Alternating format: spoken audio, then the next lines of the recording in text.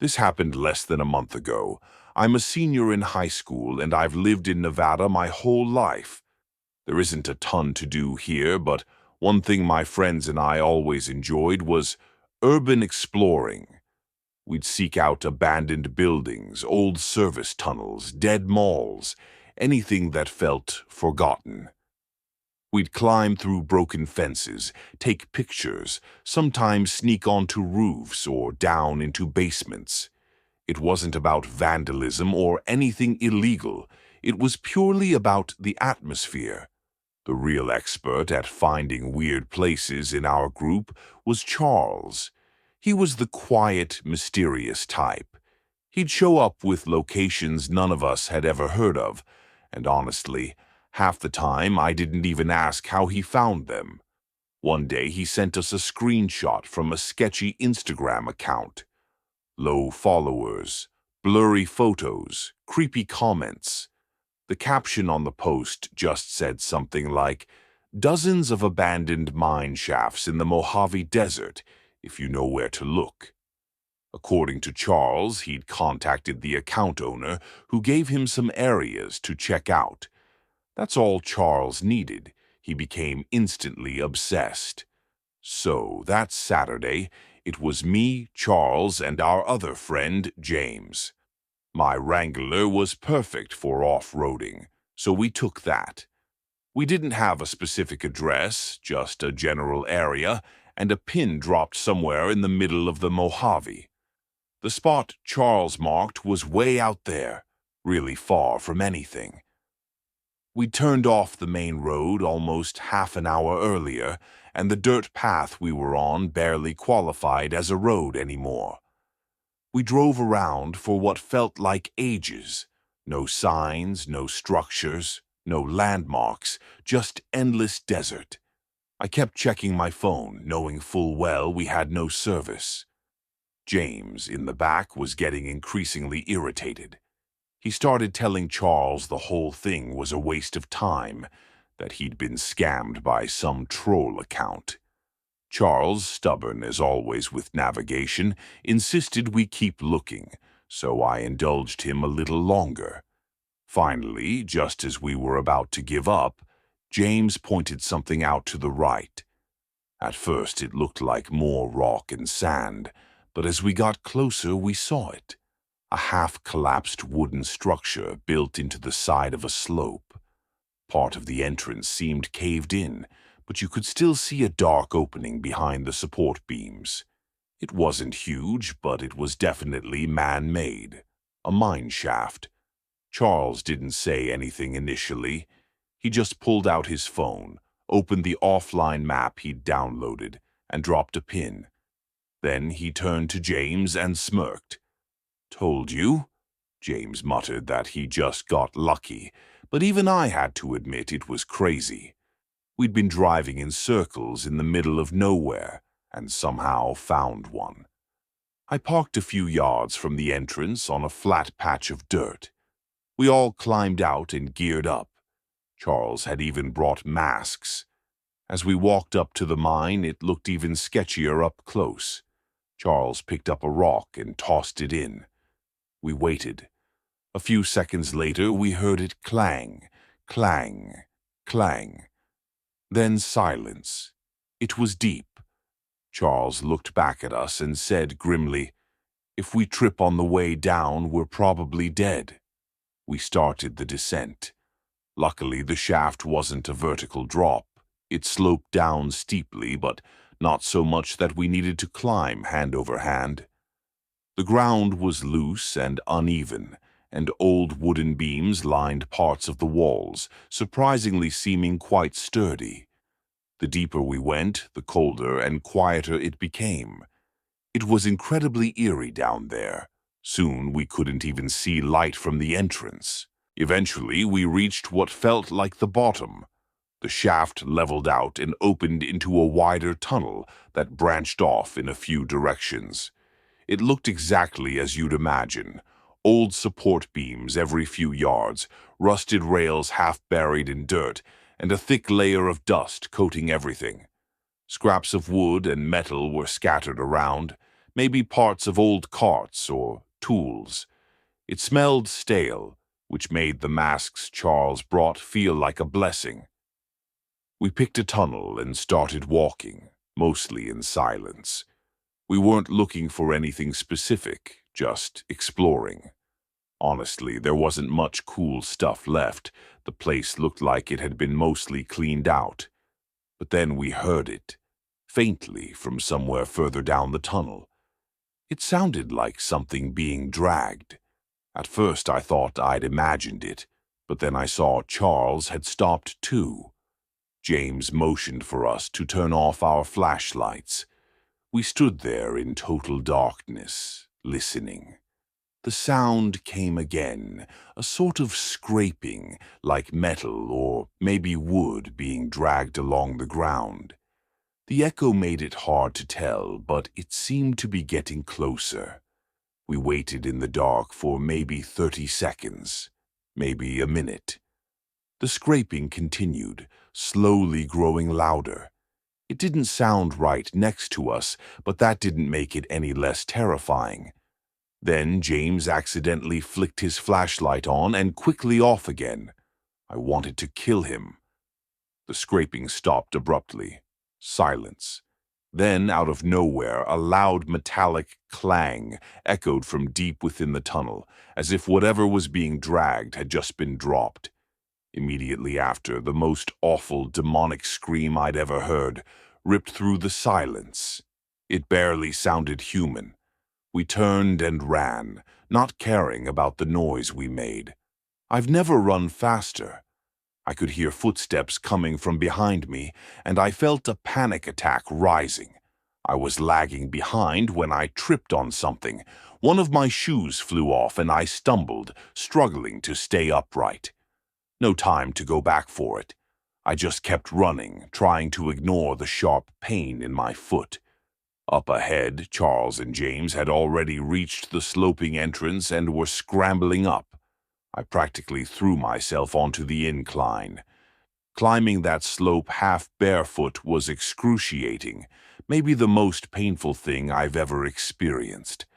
I felt like I picked up a new splinter every few seconds. If it wasn't for the adrenaline, I don't think I could have made it. By the time I finally emerged into the open air, my foot was destroyed. James and Charles practically had to carry me to the Jeep. I couldn't drive, so James jumped behind the wheel. I barely got the door closed before he slammed it into gear and floored it. I don't think we were followed up the shaft, but we weren't sticking around to find out. We drove in silence all the way to the nearest hospital. The pain was so intense I thought I might pass out. I ended up needing a tetanus shot. Even after they cleaned the wounds and removed all the splinters, I couldn't walk normally for days. A few days later, once I could walk without too much of a limp, James told us he'd dropped his wallet somewhere near the shaft, probably while helping me to the car. He hadn't mentioned it then, but now he figured it was worth going back, just to the entrance. No way were we going back inside. So the three of us drove back out, using the pin Charles had saved. Obviously, James's wallet was gone. But we did find something else. My shoe. It was sitting a few feet from the mine's entrance. I cautiously walked over and picked it up. It was torn up, shredded almost, like someone, or something, had bitten into it. There were literal teeth marks, and entire chunks were missing. We didn't stay long after that. None of us can come up with a rational explanation. You might say it was just some homeless person living down there, but how could they survive? There was no food. What would they eat? Charles said the Instagram account never responded when he messaged them about what happened. It's going to be a long time before I do any urban exploring in the desert again. I've always been a rugged kind of guy, loving the outdoors. My ideal vacation is a camping or fishing trip, not some fancy resort. My girlfriend of 6 months, Tiki, shares my love of nature, which is probably a big reason we hit it off. A couple of weeks back, Tiki and I decided to try something different: desert camping for a few days.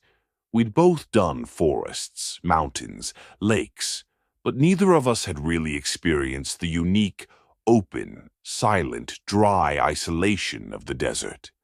It felt like something we had to try at least once. A major draw was the stargazing. We both love that, probably more than anything. Even early in our relationship, we'd drive out past town just to lie on the hood of my truck and watch the stars. So, when we read about this spot being far from any towns or light pollution, it was basically decided. I found a place online that was supposedly remote, but legal to camp on. No amenities, just open land, some fire rings, and stars. Sounded perfect. We packed up the truck with our gear and made the 3-hour drive early that Friday morning. The last hour or so was on a dirt road that seemed endless. Not a house or sign of human life in sight, which was honestly part of the appeal. By the time we found the campsite, it was late afternoon. The place was completely empty, just as I'd hoped. The first couple of nights were exactly what we wanted. Warm days, cool nights, clear skies. We'd sit by the fire with drinks, maybe share a joint, talk about random stuff, or just lie back and stare at the incredible sky. Having no schedule or distractions was deeply refreshing. And yeah, fooling around a bit in the tent was part of the fun, too. It felt good to be disconnected.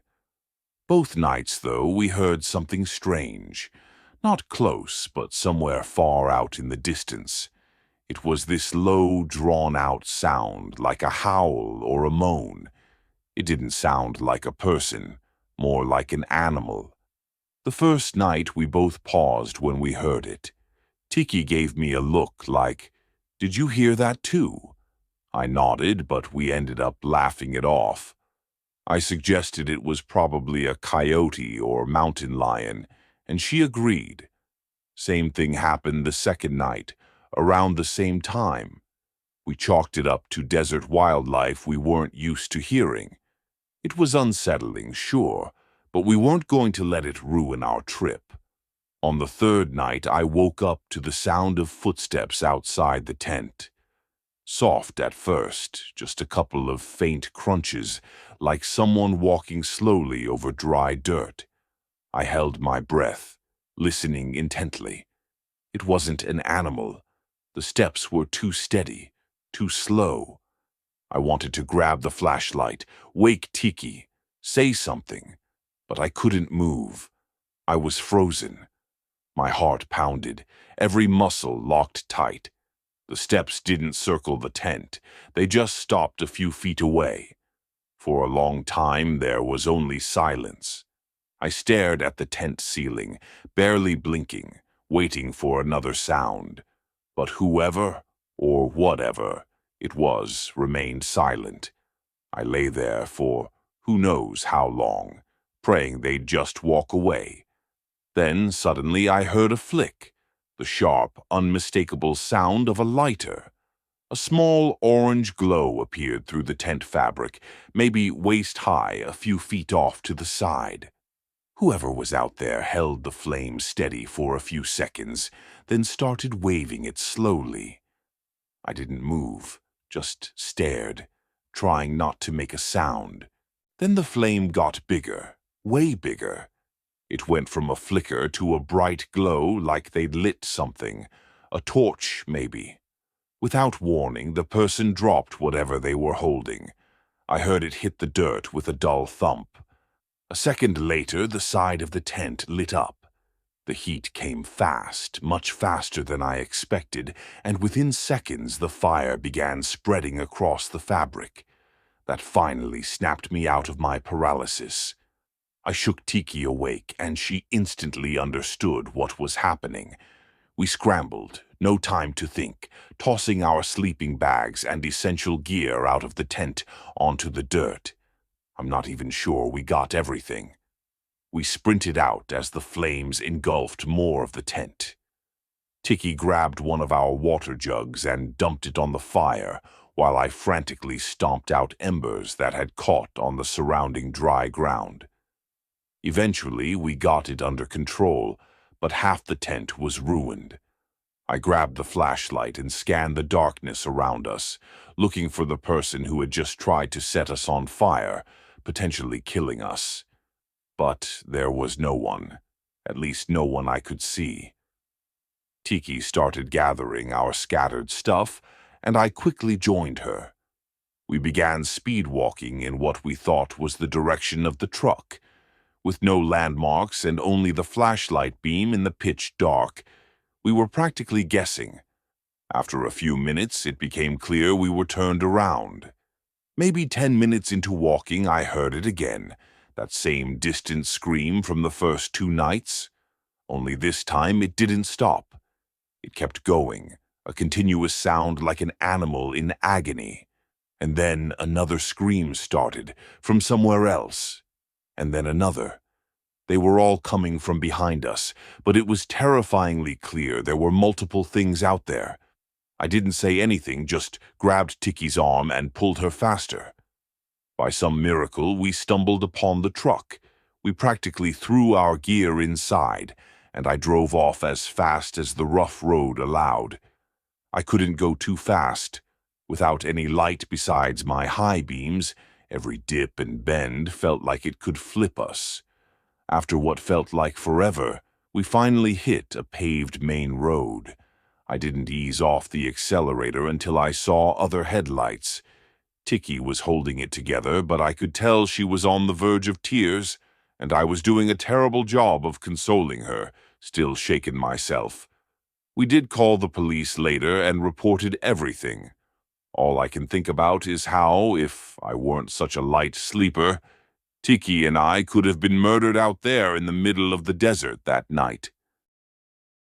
This needs some context, so I'll start here. I've always been a little suspicious of my mom's past. Suspicious isn't quite right, but I lack a better word. She was born in Mexico and spent her childhood there before moving to the States alone for college. The rest is history. She found work, met my dad, and has lived in America ever since. I know very little about her life before America, and I suspect that's intentional. She avoids talking about her past entirely, deflecting any questions with a joke or a change of subject. Growing up, my dad told me it was because of some childhood trauma, best left undisturbed. I believed him for the longest time. Why wouldn't I? But as I got older, my curiosity grew, and I often marveled at her skill in dodging those questions, especially at family gatherings. Here's what I do know. She lived in a border town somewhere in northern Mexico, along the Texas border. Like many border towns, it doesn't have the best reputation. The closest I've ever gotten to knowing about her parents is a joke she told a few times when I was young.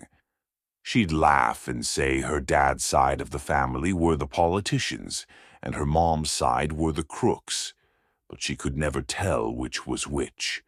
I initially dismissed it as a cynical political joke, but as I aged, I wondered if there was more truth to it than I'd thought. Her dad worked for the government in some capacity, and she never spoke about her mother. Not once. The only other piece of information I have is a name. I won't write it out, so I'll just call him R. One night, when I was around 10 or 11, I woke up needing the bathroom. Walking past the living room, I heard my mom speaking quietly in Spanish. I didn't understand the language, but she repeated R's name multiple times, the way you would when talking about someone, not to them. The lights were off, so I couldn't see her, but I could hear her clearly. Even though I knew it was just Mom, my young self was scared of the dark, so I instinctively flipped the light switch. She didn't jump or even react much to the light. It was almost like she expected me. She immediately hung up the phone and glared at me with an intensity I'd never seen before. She just told me to go back to bed. I did, and that's it. That's basically all I know about my mother's past. A cryptic joke, her dad's vague occupation, and the name R. What I'm about to tell you happened almost exactly a year ago, and it's been weighing on my mind recently. I'm from Arizona, lived here my whole life. I was a year out of college and driving through the desert to meet up with an old college friend. It was a long drive, road trip hours, and I was tired of music. Not being a podcast guy, I was cycling through my contacts, calling friends and whoever I was currently talking to. Eventually, I decided to call my mom. We're both huge soccer fans, so we got into a conversation about upcoming Champions League fixtures. She knows a lot about the sport, so we can talk soccer forever. Suddenly, I saw two pickup trucks blocking the road ahead. It didn't look like an accident, so I wasn't sure what was going on. Worried someone might need help, I slowed down as I approached. Mom was still on the phone, but I hadn't mentioned what I was seeing. I stopped my car and hesitated, wondering if I should get out. Before I could decide, 3 men jumped out of the trucks, all holding guns. I froze. Then I realized another car was rapidly approaching mine from behind, boxing me in. I was unarmed. Compliance was my only option. One of the men tapped his gun on my driver's side door, motioning for me to get out. The other 2 stood back slightly, guns trained. I put my hands up and slowly exited the car. By then, the car behind me had stopped close by. The man barked commands in Spanish, but I didn't understand. My inability to speak Spanish is one of my biggest regrets, especially as a Mexican American. In that moment, unable to communicate with my assailants, I felt utterly helpless. It didn't take a translator to understand what they wanted, though. Soon, my phone, keys, wallet, and other personal items were in their hands. It looked like I was about to be stranded in the desert. One of the men got into my truck. That's when things took a bizarre turn. I realized I hadn't hung up the phone with my mom. Since my truck was still running, the call was active through the car's Bluetooth. I watched through my driver's side window as the man inside reached towards the infotainment screen, seemingly to end the call, but then pulled his finger back as if changing his mind. He paused, and it looked like he was listening. The dots connected instantly. My mom must have been speaking to him. Then I saw his lips start moving. They were having a full conversation in Spanish. I couldn't hear anything through the closed windows, but I knew they were talking. I swear I'm 90% sure I saw him repeat R's name a few times, as if confirming something my mom had said. At some point, the other 2 gunmen must have realized what was happening, because they stopped guarding me and approached my truck. The man inside rolled down the window and stared hard at me as he spoke to the other 2. After he finished, all 3 turned and stared at me, sizing me up. The conversation didn't last much longer. They hung up the phone and walked back over to me. They handed everything back: phone, keys, wallet. The only thing they kept was the cash from my wallet. One of the men looked at me, smiled, and said in a thick accent, "Tax." I had never been happier to lose all my cash. As I quickly got in my truck and drove away, all 3 vehicles, the 2 pickups and the car that had been behind me, sped off into the desert, away from the road. I tried to memorize their license plates, but none of the vehicles had any. Still in shock after driving for a few minutes, I called my mother back and demanded an explanation. She claimed she had simply threatened to call the police, telling them she was tracking my location and knew exactly where I was. I told her that was obviously bull, and insisted she tell me what they really discussed. She stuck to her story, saying most of the Spanish was just her pleading with them. Even though I didn't believe her, there was nothing I could do but accept it for the moment. I asked her to call the police for me, and she said she would. We ended the call, and I drove the rest of the way in complete, bewildered silence. Honestly, I tried to block that experience out for a long time, but recently I just can't anymore. I'm becoming increasingly convinced that my mom had some kind of tie to a Mexican gang or cartel growing up. And the scarier thought is that maybe that tie didn't end when she left Mexico. She knows I'm not stupid, so I don't know how much longer she expects to keep up this charade. I feel like I should just confront her directly, but I'm terrified of the tension it might create. Or worse, what kind of dangerous world I might uncover if she finally tells me the truth.